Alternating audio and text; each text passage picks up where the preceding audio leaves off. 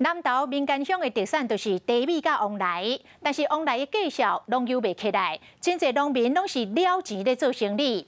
当地村长去တင်情，立委甲农粮署特别来听农民的意见，要全力来协助农民卖出着好价销。旺来要阁大出啊！不过伫民间乡已经有几啊年，旺来外销价销拢有够歹，真诶农友拢是了钱咧种，愈种是愈无信心。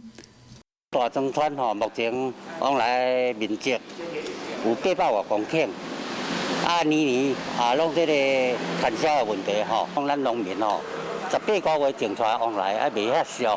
民意代表听到农民的意见，并且答应讲会全力协助外销加工等等的销售办法。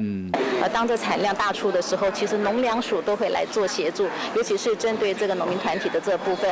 农粮署表示讲，3月份已经请加工厂扩大去收旺来，并且建议伫大庄村会使成立合作社等等的农民团体，提升在地旺来行销。